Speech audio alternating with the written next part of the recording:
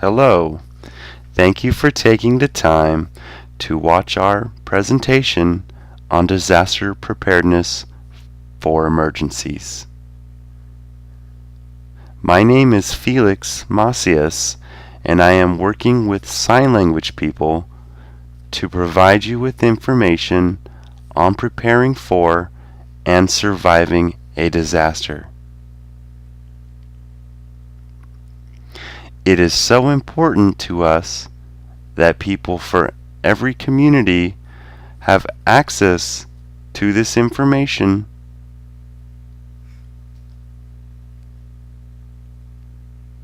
and we are thrilled to be presenting this in ASL on DVD.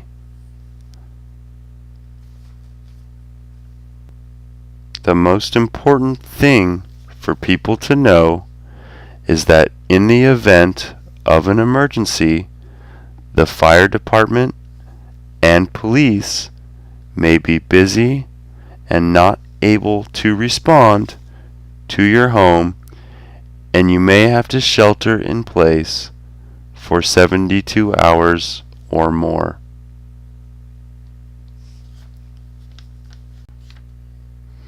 Today, we are going to discuss having the tools and knowledge to stay safe wherever you are when disaster occurs.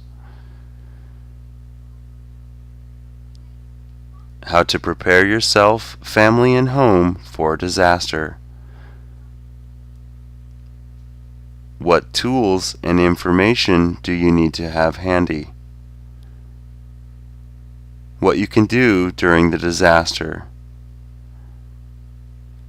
How to involve your neighbors and create a neighborhood plan and support system to have an evacuation plan. Our DVD and website also have printable materials you can use to get ready and involve your neighbors and family. Pass them out so you can be prepared. So let's get started.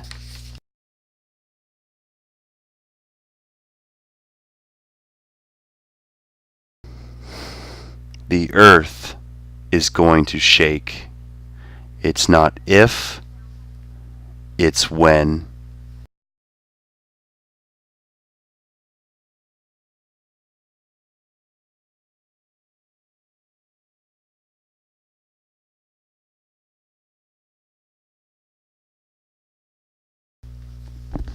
During an earthquake, if you are indoors, drop, cover, hold.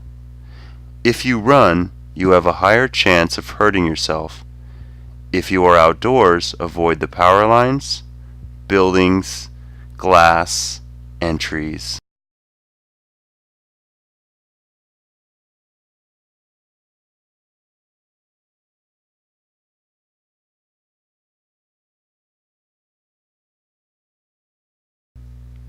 FEMA, Federal Emergency Management Agency, has conducted research online to find the best way to be safe, which would be to drop, cover, hold during an earthquake. It is the easiest to remember: drop, cover, hold, and the safest.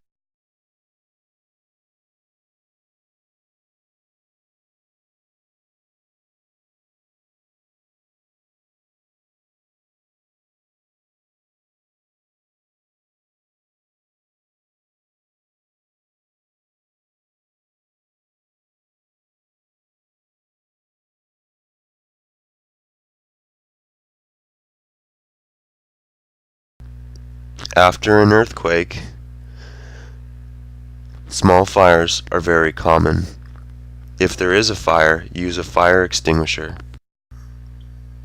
Clean up your spills. Look for gas leaks, toxic substances that could cause a fire. They can be poisonous.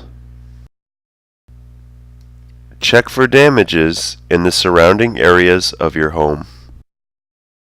Check for damages in the surrounding areas of your home.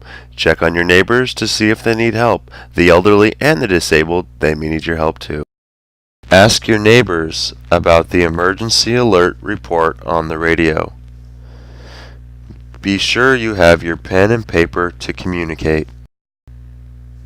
After an earthquake, expect aftershocks. They may happen within minutes, days, or even weeks. If this does happen, remember to drop, cover, and hold.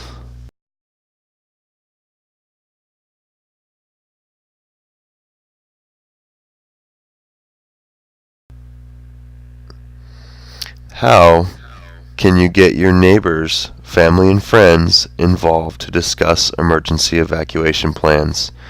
You can set up a block party and invite everyone and serve food to discuss the plan.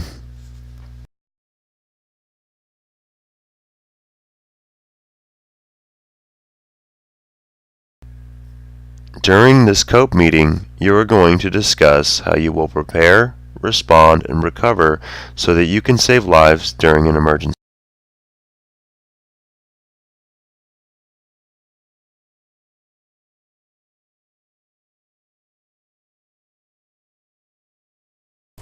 Hi, my name is Mike Stornetta from the Windsor Fire Department. A couple of things you need to take in mind, take account for in case of a big natural disaster in your area. And one of the most important things is to make sure that you're self-sufficient for at least 72 to 96 hours.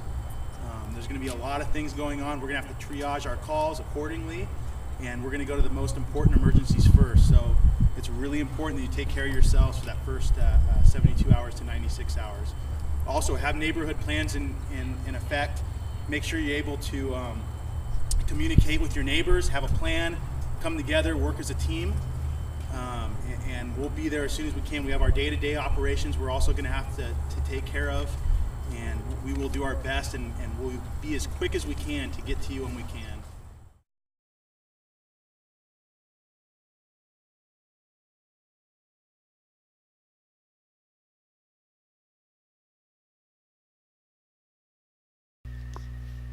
Here we are.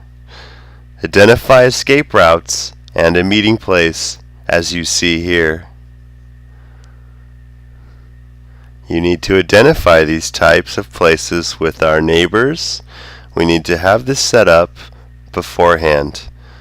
Talk to your family, talk to your friends. Where are we going to meet after an earthquake happens? Before everyone is spread out, make sure you have the contacts ready. You need to start discussing these things with your friends, neighbors, family. Make sure you have that meeting place established, because after an earthquake, things may become chaotic. Look for a safe place like this park or an open area away from trees, buildings, and other objects that can fall and cause damage. You need to discuss these things.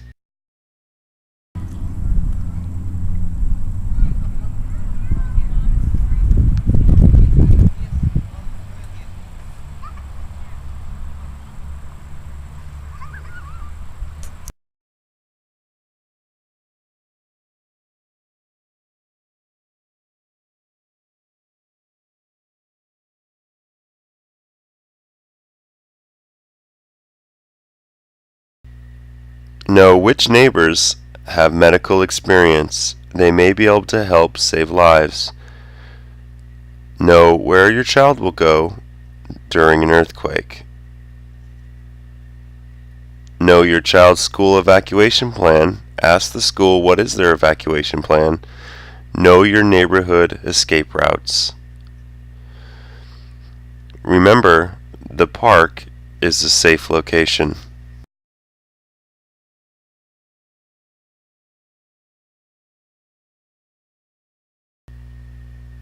Define your neighborhood.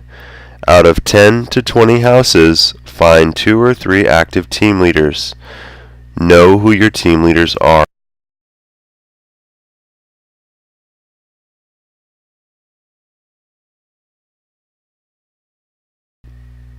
Do a census in your neighborhood of each household. Create a database with their names, list their skills, their age, and if they are handicapped. You might have a carpenter, doctor, or nurse who could help you after an earthquake.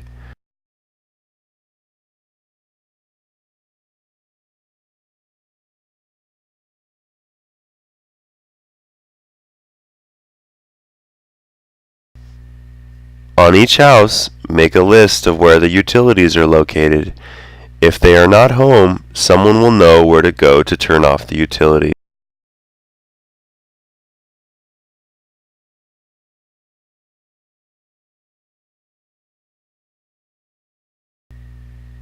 After an earthquake, if you smell gas, turn it off. But if you do not smell gas, do not turn it off.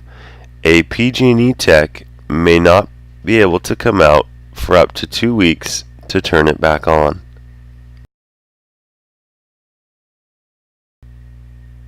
You will want to check your gas meter.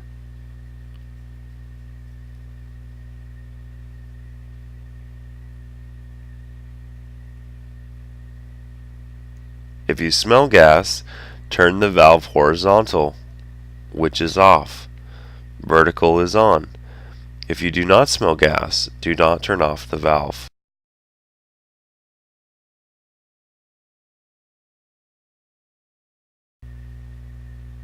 After an earthquake, check the inside and outside of your home for damages. Make sure everything is safe. Locate your PG&E power box, such as this one.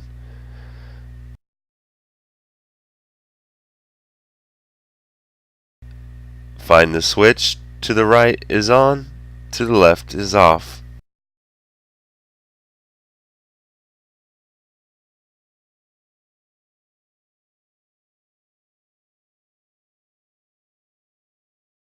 After you find a team leader, establish a date and time for meeting with your neighbors.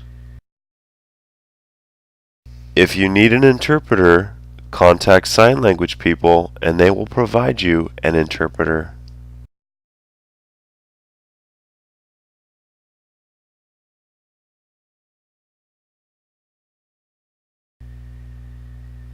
After your meeting, update the information database every 4 months. You may have neighbors moving in or out of your neighborhood.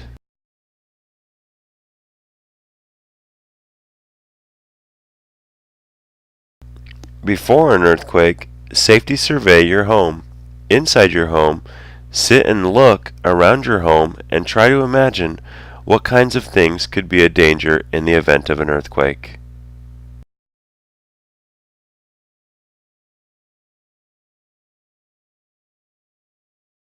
Take a survey of your kitchen as well. Make sure you have safety latches on your cupboards and drawers so that things will stay secure.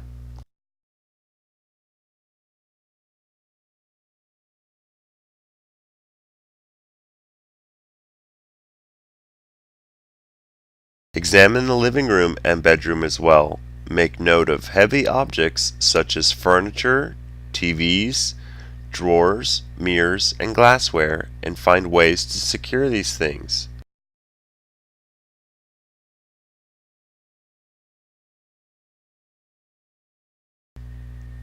To get your car out of the garage, pull the manual door release cord, then the door will open.